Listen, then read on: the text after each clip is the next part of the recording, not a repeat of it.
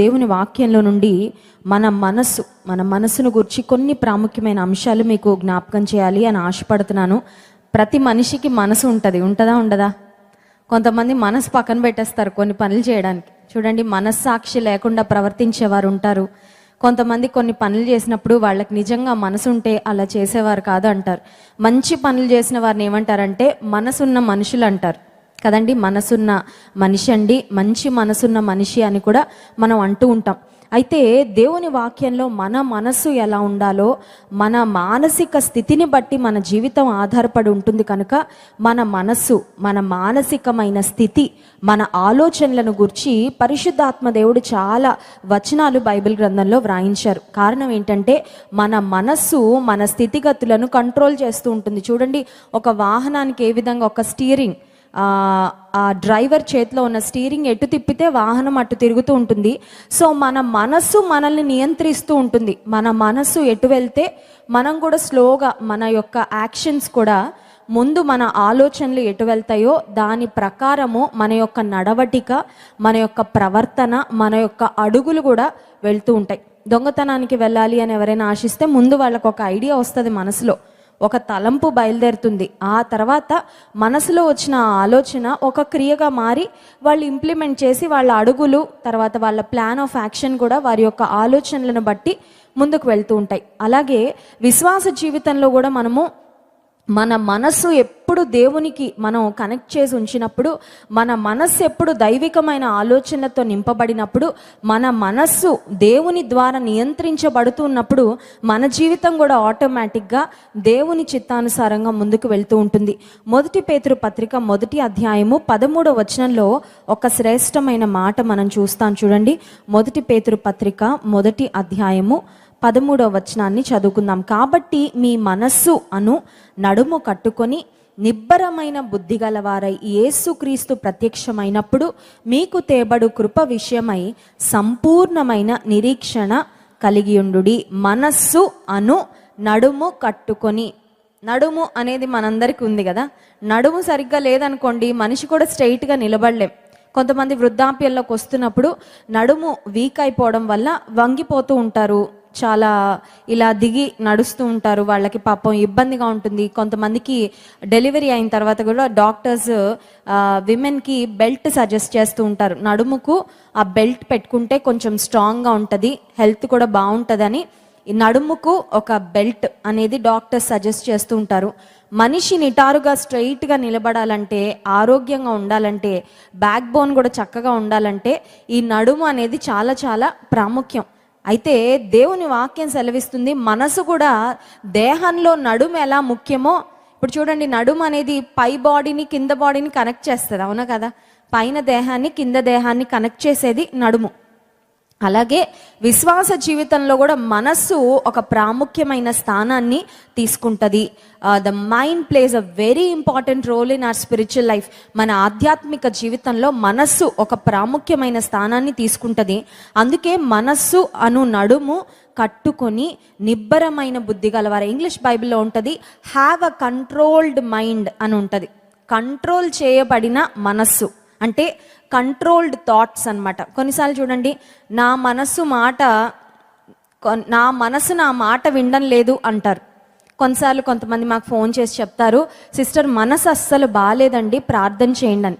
అంటే మనసు బాగాలేకపోతే మన ముందు పంచభక్ష పరమాన్నాలు ఉన్న ఒక మంచి బిల్డింగ్లో మనం ఉన్నా, అన్ని ఇంట్లో ఫెసిలిటీస్ అన్నీ బాగున్నా మనసు బాగాకపోతే ఆ రోజంతా మనకి బాగుండదు. అంటే మనసు లేక మన మానసిక స్థితి అనేది చాలా చాలా ప్రాముఖ్యం. Our mind should be a controlled mind. మన మనస్సు లేక మన మనసులో వెళ్ళే ఆలోచనలు నియంత్రించబడడం చాలా ప్రాముఖ్యం. మన మనసులో వచ్చే ఆలోచనలు నియంత్రించబడకపోతే చాలా ప్రమాదము. చూడండి, అపవాది కొంతమందిని ఈ మనసును ప్రేరేపించి బాగా వారి గురించి వారు ఎంచుకొనదగిన దానికంటే ఎక్కువగా ఎంచుకొని గర్వించి పడిపోయే స్థితికి అపవాది తీసుకొని వెళ్ళిపోతుంటాడు. సో ఆ మనసు ఈ ఎక్స్ట్రీమ్కి వెళ్ళిపోయి మనం ఉన్నదానికంటే మనం ఏదో గొప్పగా భావించుకొని మనల్ని మనం ఫీల్ అయిపోయి గర్వించి ఆధ్యాత్మిక జీవితంలో చెడిపోయే నష్టపోయే ప్రమాదం ఉంది. అట్ ద సేమ్ టైం కొంతమందిని అపవాది ఏం చేస్తాడంటే, నువ్వు ఎందుకు పనికిరావు, నువ్వేమీ చేయలేవు, you are good for nothing, నువ్వు వీక్, నువ్వు బలహీనుడు, నీలో ఉన్న బలహీనతలు, నీలో ఉన్న లోటుపాట్లు అన్నీ జ్ఞాపకం చేసి ఒక రకమైన కృంగుదల్లోకి తీసుకొని వెళ్ళిపోతూ ఉంటాడు. సో మనల్ని మనం ఎంచుకొనదగిన దానికంటే ఎక్కువగా ఎంచుకొని గర్వించే ఆ స్థితికి వెళ్ళడం కరెక్ట్ కాదు. అట్ ద సేమ్ టైం దేవుడు మనల్ని ఎందుకు సృష్టించాడు, దేవుడు మనలో పెట్టిన పొటెన్షియల్ ఏంటి, మనల్ని ఎందుకు దేవుడు కలుగచేశాడు, మన పట్ల దేవుని ఉద్దేశాలు ఏంటి, మనం ఏం చేయగలము, మనం ఎలాంటి కార్యాలు చేసి కుటుంబానికి, సమాజానికి, దేవుని సంఘానికి దీవెనకరంగా ఉండగలం, వాటన్నిటినీ మర్చిపోయేటట్లు చేసి అపవాది కొన్నిసార్లు నిరాశలోకి మనల్ని తీసుకొని వెళ్ళిపోద్ది. ఇది కూడా ప్రమాదమే, ఎందుకంటే నిరాశలోకి వెళ్ళిపోతే మనం ఏం చేయగలమో అది కూడా చేయలేం.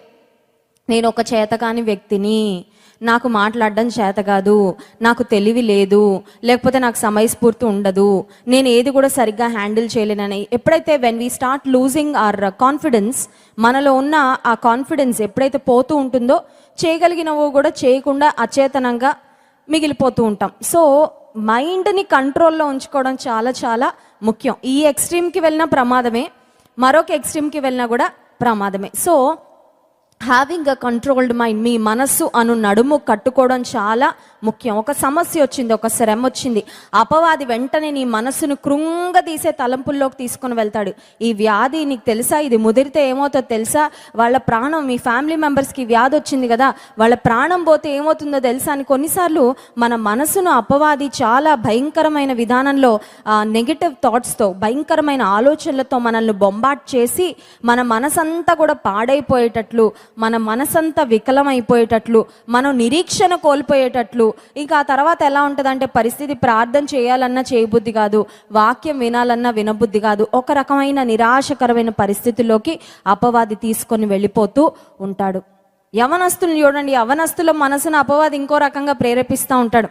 లోక ఆకర్షణలు, కోడి పందాలు, బెట్టింగ్స్, లేకపోతే సినిమాలు, లేకపోతే యూట్యూబ్లో దొరికే భయంకరమైన ఆ షోలు, ఈ షోలు, పోర్నోగ్రఫీ, ఇటువంటి వాటన్నిటికీ యవనస్తుల యొక్క మనసులను అపవాది ఒక మ్యాగ్నెట్ లాగా, ఒక అయస్కాంతంతో ఆకర్షించినట్లుగా ఆకర్షించాలని ప్రయత్నం చేస్తూ ఉంటాడు. ఎందుకంటే అపవాదికి తెలుసు, మనస్సు ఒక్కసారి వాడి చేతిలోకి వెళ్ళిపోయిందంటే మనిషి కూడా వాడి చేతిలోకి వెళ్ళిపోయినట్లే అని. అందుకే సామెతల గ్రంథం 16వ అధ్యాయము 32వ వచనంలో ఒక చక్కని మాట వ్రాయబడింది చూడండి. సామెతల గ్రంథము 16వ అధ్యాయము 32వ వచనం, Proverbs chapter 16 verse 32. పరాక్రమశాలి కంటే దీర్ఘశాంతము గలవాడు శ్రేష్ఠుడు, పట్టణము పట్టుకొనువాని కంటే తన మనస్సు స్వాధీనపరుచుకొనువాడు శ్రేష్ఠుడు. హల్లెలూయా. ఈ మాట మనం అండర్లైన్ చేసుకోవాలి. దేవుని దృష్టిలో ఎవరు గొప్పవాళ్ళు? ఓ పట్టణం మీదకి వెళ్ళి ఆ పట్టణంలో ఉన్న వారందరితో యుద్ధం చేసి వారందరి మీద జయము పొందిన ఒక జయశాలి, ఒక పరాక్రమవంతుని కంటే తన మనస్సును స్వాధీనపరుచుకొనివాడు శ్రేష్ఠుడు అనే మాట చూస్తున్నాం. చూడండి, శ్రేష్టత, గొప్పతనానికి ప్రపంచం ఇచ్చే డెఫినిషన్ ఒకటి. ప్రపంచం అంటది గూండాయిజం చేసి, దాదాగిరి చేసి, అందరినీ దబాయించి పవర్లోకి వచ్చి అలా ఉండేవాళ్ళు చాలా గొప్పవాళ్ళు, అలాంటి వాళ్ళు శ్రేష్ఠులని. ఒకవేళ ప్రపంచం ఇచ్చే డెఫినిషన్ మరో రకంగా ఉండొచ్చేమో, కానీ దేవుని వాక్యం ఇచ్చే డెఫినిషన్, నిర్వచనం, శ్రేష్ఠులు ఎవరు అని ఆలోచన చేస్తే పట్టణమును పట్టుకొని వాని కంటే అందరినీ స్వాధీనం చేసుకోవడం కాదు, ముందు నీ మనసును స్వాధీనం చేసుకోగలిగితే నీ జీవితం చాలా శ్రేష్టమైన జీవితం. హల్లెలూయా. కనుక మన మనస్సును మనము స్వాధీనంలో ఉంచుకోవాలి. మన మనస్సు చంచలమైనది. మీరు అగ్రీ చేస్తారా చేయరా? మన మనస్సు చంచలమైనది, అవునా కాదా? ఈరోజు మన మనసు ఎక్కడ ఉంటుందంటే కొండ మీద ఉంటుంది, రేపు పొద్దున సముద్రం లోపల ఉంటుంది ఎక్కడో. ఈరోజు మన మనస్సు ఆకాశంలో తేలియాడుతున్న అనుభూతి కలుగుతూ ఉంటుంది కొన్నిసార్లు కదండి. కొన్నిసార్లు మాత్రం మన మనసు ఎలా ఉంటుందంటే ఒక పాతాళంలోకి వెళ్ళిపోయినట్లుగా ఉంటుంది. అంటే ఈ మనసు చాలా చంచలమైనది. The human mind is very unstable. ఈ మానవ మనస్సు చాలా చంచలమైన మనస్సు. చాలాసార్లు మన మనసు సున్నితమైన మనస్సు కూడా. అయితే దేవుని కృపను బట్టి మన మనస్సు అనే నడుము మనం ఎప్పుడైతే కట్టుకొని మన మనస్సును, మన మానసికమైన ఆలోచనలు, మన మనసులో వెళ్ళే తలంపులు, సంఘర్షణ, అవన్నీ ఎప్పుడైతే పరిశుద్ధాత్మ దేవునికి మనం అప్పగిస్తూ ఉంటామో మన మనసును దేవాతి దేవుడు నియంత్రించి మనల్ని అద్భుతమైన విధానంలో నడిపిస్తూ ఉంటాడు. చూడండి, ఫ్లైట్స్ ఆకాశంలోకి వెళ్ళిన తర్వాత అవి గ్రౌండ్లో ఒక కంట్రోల్ రూమ్ ఉంటుంది అనమాట. ఆ ఫ్లైట్ ఏ ఎయిర్పోర్ట్ నుంచి టేక్ ఆఫ్ అయిందో ఆ గ్రౌండ్ కంట్రోల్ రూమ్ అని ఉంటుంది. అక్కడి నుంచి ఈ ఫ్లైట్ ఎటు వెళ్తుంది, ఎంత దూరం వెళ్ళింది, ఆ పైన పరిస్థితులు ఏంటి, అవన్నీ వీరు కింద నుంచి మానిటర్ చేస్తూ ఉంటారు. ఒకవేళ ఇన్ కేస్ ఆపోజిట్ డైరెక్షన్లో ఇంకేదైనా ఫ్లైట్ వస్తుంది అనుకోండి, ఈ గ్రౌండ్ కంట్రోల్ రూమ్లో ఉన్నవారు వాళ్ళకి అక్కడ ఉన్న పైలట్ ఎవరైతే వాహనం నడుపుతున్నారో ఫ్లైట్ను వాళ్ళకి చెప్తారు ఏమనంటే కొంచెం దిశ మార్చండి, లేకపోతే కొంచెం స్లో డౌన్ చేయండి. కొన్నిసార్లు మేము యూఎస్కి వెళ్ళినప్పుడు కొన్ని బిజీ ఎయిర్పోర్ట్స్లో ఎలా ఉంటుందంటే ఫ్లైట్ ఎయిర్పోర్ట్కి వెళ్ళిపోద్ది కానీ దిగడానికి ఖాళీలు ఉండవు అనమాట. అంటే ఆల్ గేట్స్ ఫుల్ ఉంటాయి. ఆల్ గేట్స్ ఫుల్ ఉన్నప్పుడు ఆ ఎయిర్పోర్ట్లో కింద గ్రౌండ్ కంట్రోల్ రూమ్లో ఉన్న వాళ్ళు చెప్తారు ఇక్కడ ఏమి ఖాళీలు లేవు ఫ్లైట్ దింపడానికి, అందుకని కాసేపు అలా గాల్లో చక్కర్లు కొట్టండి అంటే ఆ ఫ్లైట్ అక్కడక్కడే తిరుగుతూ ఉంటుంది అనమాట. మరి వాళ్ళకి ఎవరిచ్చారు డైరెక్షన్ అంటే ఆ కింద గ్రౌండ్ కంట్రోల్ రూమ్లో ఎవరైతే ఉంటారో ఈ పరిస్థితులన్నిటినీ గమనిస్తున్న వారు చెప్తారు ఫ్లైట్ పలానా సమయానికి దింపండి, ఇక్కడ అంతా క్లియర్ అయింది, పలానా గేటుకు మీరు వెళ్ళాలి అన్నప్పుడు ఆ పైలట్ వాళ్ళ సూచనలను బట్టి వస్తారు. ఒకవేళ కనుక పైలట్ మీరేంటి నాకు చెప్పేది, నాకు ఎక్కడ దింపాలనిపిస్తే అక్కడ దింపేస్తాను, ఎలా వెళ్ళాలనిపిస్తే అలా వెళ్తానని ఆ గ్రౌండ్ కంట్రోల్ రూమ్ వారి సిగ్నల్స్ వినకుండా వారి ఇష్టానుసారంగా పైలట్ నడిపించాడంటే ఆ పైలట్కు ప్రమాదమే, ఫ్లైట్లో ఉన్న ప్యాసింజర్స్ అందరికీ కూడా ప్రమాదం. మనం కూడా చాలాసార్లు నా జీవితం నా చేతిలో ఉంది, నా జీవితానికి పైలట్ నేను, ఇక గ్రౌండ్ కంట్రోల్ రూమ్లో ఉన్న దేవుడితో నాకు పని లేదు, నాకు ఎక్కడ దిగాలనిపిస్తే అక్కడ దింపుతాను, ఎక్కడ పైకి వెళ్ళాలనిపిస్తే అక్కడ వెళ్తాను, ఎక్కడ స్పీడ్గా వెళ్ళాలనిపిస్తే అక్కడ స్పీడ్గా వెళ్తాను, ఎక్కడ ఆగిపోవాలనిపిస్తే అక్కడ ఆగిపోతాను అనుకుంటే చాలా చాలా ప్రమాదం. ఎందుకంటే దేవునికి అన్నీ తెలుసు, దేవుడు అన్నిటినీ చూస్తున్నాడు. నిన్ను ఎప్పుడు దేవుడు స్లో డౌన్ అవ్వమంటాడో అప్పుడు స్లో డౌన్ అవ్వాలి. హల్లెలూయా. కొన్నిసార్లు దేవుడు అంటాడు కొంచెం ఆగు, అంత ఆవేశం నీకు పనికిరాదు, ఇప్పుడేం మాట్లాడకు, నువ్వు మౌనంగా ఉండు, ఇప్పుడు ప్రార్థన చేయి, ఇప్పుడు వెళ్ళు దేవుని మందిరానికి వెళ్ళు, పలానా వారికి సహాయం చేయి.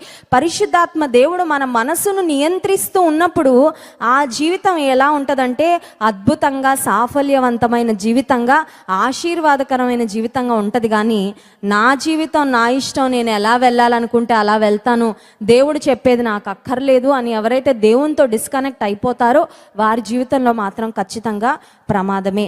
ఆదికాండం 34వ అధ్యాయము 8వ వచనంలో మనం చూసినట్లయితే ఆదికాండం 34వ అధ్యాయం 1వ వచనాన్ని చదువుకుందాం.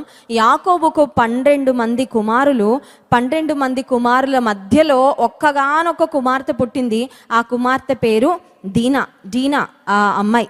చూడండి, 12 మంది కుమారుల మధ్యలో ఒక్క కుమార్తె అంటే ఇక ఆమె పరిస్థితి ఎలా ఉంటుందో ఊహించండి.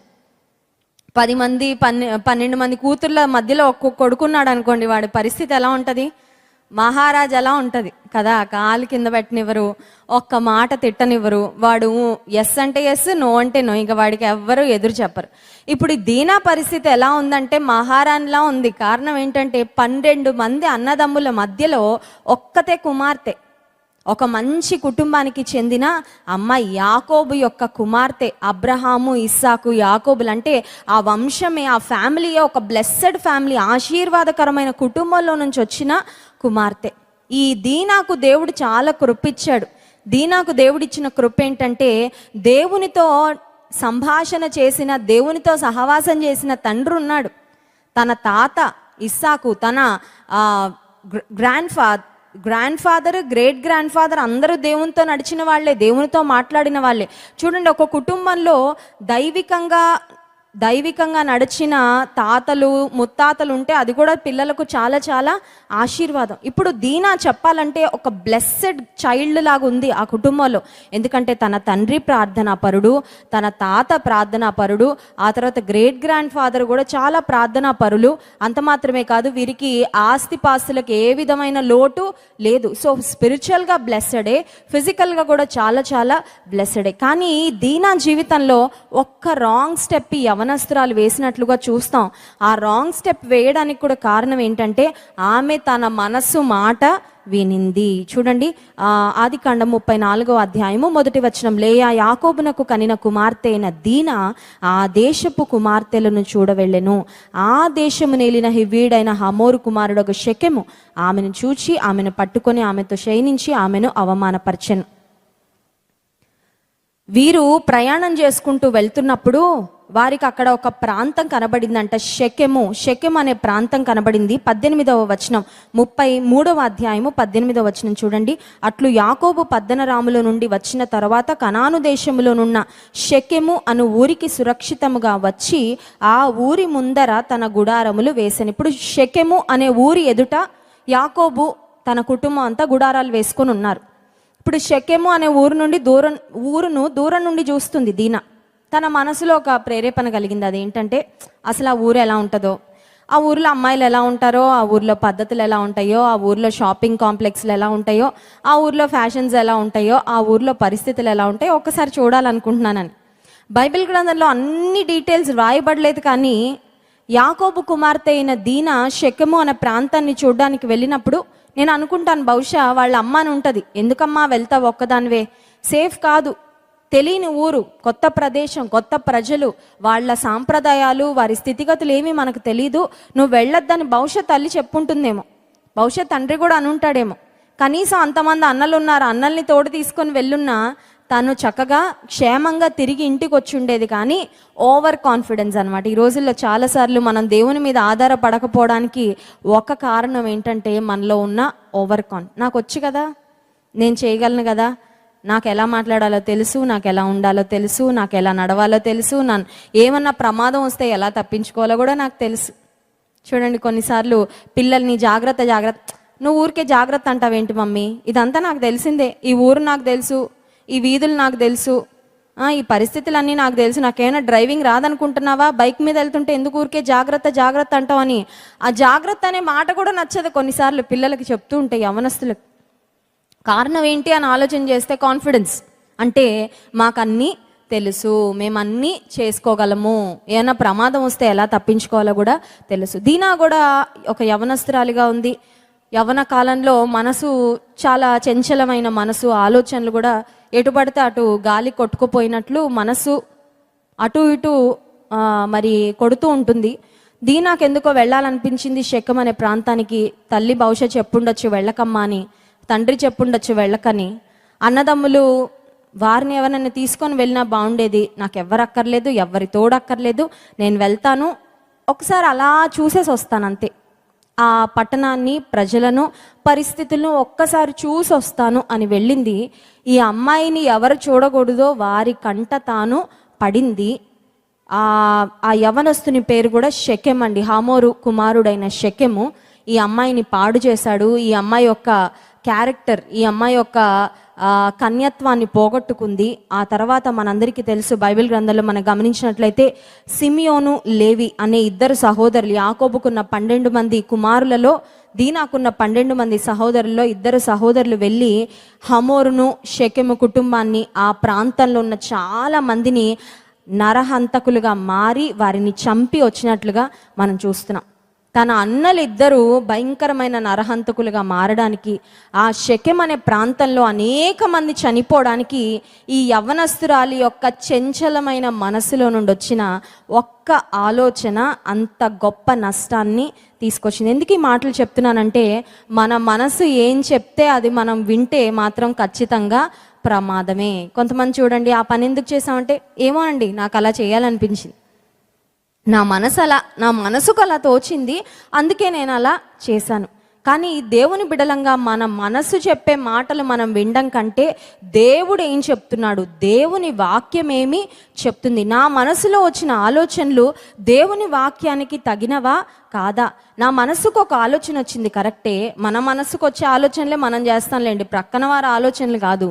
అయితే నా మనసులో వచ్చిన ఈ ఆలోచనను నా దేవుడు అంగీకరిస్తాడా, దేవుడు కూడా సంతోషిస్తాడా, ఈ ఆలోచన నేను ఇంప్లిమెంట్ చేయడం ద్వారా దేవునికి మహిమ వస్తుందా రాదా అని మనం ఆలోచన చేసుకోగలిగితే ఖచ్చితంగా మన జీవితంలో ఆశీర్వాదాన్ని మనము చూడగలం. బైబిల్ గ్రంథంలో మరొక స్త్రీని కూడా ప్రస్తావించబడింది.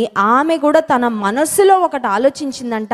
ఆమె మనస్సులో ఆలోచించిన ఆలోచనను దేవుడు చూశాడు. చూడండి, 2 సమూయేలు గ్రంథము 6వ అధ్యాయము 16వ వచనం. 2 సమూయేలు గ్రంథము 6వ అధ్యాయము 16వ వచనం. యెహోవా మందసము దావీదు పురమునకు రాగా సౌలు కుమార్తెయగు మీకాలు కిటికీలో నుండి చూచి యెహోవా సన్నిధిని గంతులు వేయచు నాట్యమాడుచునున్న దావీదును కనుగొని తన మనస్సులో అతని హీనపరచెను. ఇక్కడ సౌలు రాజు యొక్క కుమార్తె అయిన మీకాలు కనబడుతుంది. సౌలు దావీదు ఎప్పుడైతే గొల్యాతు మీదకి యుద్ధం చేసి గొల్యాతును సంహరించాడో అప్పుడు వాగ్దానం చేశాడు. ఏమనంటే, నా కుమార్తెనిచ్చి పెళ్లి చేస్తానని. సౌలు అక్కడ కూడా మళ్ళీ దావీదును మోసం చేశాడు. మొదటి కుమార్తెనిచ్చి పెళ్లి చేయాల్సింది మొదటి కుమార్తెని వేరొక వ్యక్తికి ఇచ్చి పెళ్లి చేసేసి ఆ తర్వాత మీకాలు అనే 2వ కుమార్తెనిచ్చి పెళ్లి చేశాడు. ఇప్పుడు మీకాలునిచ్చి పెళ్లి చేయడంలో కూడా సౌలుకు ఒక దురుద్దేశం ఉంది. ఆ దురుద్దేశం ఏంటంటే, నా కూతురు గనక దావీదు భార్య అయితే దావీదుని నేను ఈజీగా చంపడానికి నా కూతురు నాకు సహకరిస్తుంది అని అనుకొని ఒక చెడ్డ మనసుతో మీకాల్ అనే తన కుమార్తెను దావీదుకు భార్యగా సౌలు రాజు ఇచ్చాడు. సో ఎప్పుడైతే మీకాలు దావీదు భార్యగా చేయబడిందో ఆమె తన అంతఃపురంలో మేడ మీద నిలబడి చూస్తుంది. దేవుని మందసాన్ని దావీదు పురానికి తీసుకొని వస్తూ ఉన్నప్పుడు, దేవుని మందసం అంటే దేవుని సన్నిధి అందులో ఉంటుంది. గాడ్స్ ప్రెజెన్స్ లివ్స్ ఇన్ ఆ మందసంలో దేవుని యొక్క సన్నిధి ఉంటుంది. కనుక దేవుని సన్నిధిని మేము మా పట్టణానికి తీసుకొస్తున్నాము కాబట్టి ఇదేదో సైలెంట్గా తీసుకొచ్చే పనో ఎవరికి తెలిసి తెలియనట్లు కనబడినట్లుగా చేసే పని కాదు. చాలా గొప్పగా తీసుకురావాలి. చూడండి, ఒక ఇంటికి ఒక కోడలు వచ్చినప్పుడు, ఒక ఇంట్లో ఒక బాబో పాప పుట్టినప్పుడు ఇంటికి తీసుకొస్తున్నప్పుడు సెలబ్రేట్ చేసుకుంటారు, బంధువులందరినీ పిలుస్తారు. సో అలాగే అంతకంటే గొప్ప కార్యం ఇది. ఎందుకంటే దేవుని మందసము దావీదు పురానికి నేను తీసుకొని వస్తున్నాను. సో ఆర్భాటంగా చాలా చక్కగా సెలబ్రేట్ చేసుకుంటూ దేవుని స్తుతిస్తూ దావీదు నాట్యం ఆడుతూ మందసాన్ని తీసుకొస్తూ ఉంటాడు. సో దావీదు దేవుని మందసాన్ని దావీదు పురమునకు తీసుకొని వస్తున్నప్పుడు ఎంత ఆనందంతో పరవశంతో నిండిపోయాడంటే, తాను రాజునని తన స్థితిగతులన్నీ కూడా దావీదు మర్చిపోయాడు. దేవుని మందిరానికి వచ్చినప్పుడు, దేవుని ఆరాధిస్తున్నప్పుడు కూడా ఒక విషయం మనలో ఉండాలి. అదేంటంటే, మన స్థితిగతులను మనము మర్చిపోవాలి. దేవుని మందిరానికి వచ్చినప్పుడు దేవుని ఎదుట మన చదువులో, మన ఆస్తిపాస్తులో, మన స్థితిగతులో అవన్నీ ప్రక్కన పెట్టాలి. ఎందుకంటే దేవుడు మహారాజు. ఆయన ఎదుట మనందరం వీఆర్ జస్ట్ హిస్ పీపుల్, అంతే. ఒకవేళ ఈ సమాజంలో మనకి ఏదో పలుకుబడి ఉండొచ్చు, లేకపోతే సమాజంలో ఒక జాబ్ ఉండొచ్చు, ఒక పొజిషన్ ఉండొచ్చు, ఒకవేళ ఆఫీస్లో అందరూ సార్ అనో లేకపోతే మేడం అనో పిలవచ్చు, లేకపోతే ఇంటి దగ్గర కొంతమంది పనివారో సహాయకులో ఉండొచ్చు. అవన్నీ తర్వాత, కానీ దేవుని ఎదుట మాత్రం మన స్థితిగతులన్నీ మనము మర్చిపోవాలి. We have to just empty our self. దేవుని ముందు మన యాటిట్యూడ్ చూపించడానికి అవకాశం లేదండి. హల్లెలూయా. కొంతమంది దేవుని మందిరానికి వచ్చి కూడా నేను చాలా గ్రేట్, నా పరిస్థితులు, నేను వచ్చిన బ్యాక్గ్రౌండ్, లేకపోతే నాకున్న జ్ఞానము, నాకు వచ్చే జీతం ఎంత అని చాలాసార్లు దేవుని ఎదుట కూడా వాళ్ళు ఏదో గొప్పతనాన్ని చూపించుకోవాలన్నట్లుగా ఉంటారు. కానీ దావీదు ఒక రాజయ్యుండి కూడా తన స్థితిగతులన్నీ మర్చిపోయి దేవుని సన్నిధిలో నాట్యమాడుతూ దేవుని ఆరాధిస్తూ సంతోషంగా తీసుకొని వస్తూ ఉంటే ఈ దృశ్యాన్ని మీకాలు చూసిందంట. చూసి మీకాలు బయటకి ఏమీ అనలేదండి. ఫస్ట్ తన మనసులో దావీదును హీనపరుచుకుంది. ఏమనంటే, ఒక రాజయ్యుండి దేవుని మందసాన్ని తీసుకొస్తున్నందుకు అంతలాగా ఎగ్జైట్ అయిపోతున్నాడేంటి, అంతలాగా ఆనందించేస్తున్నాడేంటని తన మనసులో హీనపరుచుకుంటే, చూడండి 2 సమూయేలు గ్రంథం 6వ అధ్యాయం 22వ వచనం. ఇంతకంటే మరి ఎక్కువగా నేను తృణీకరింపబడి నా దృష్టికి నేను అల్పుడనై నీవు చెప్పిన పనికత్తెల దృష్టికి ఘనుడనగుదునని మీకాలుతో నేను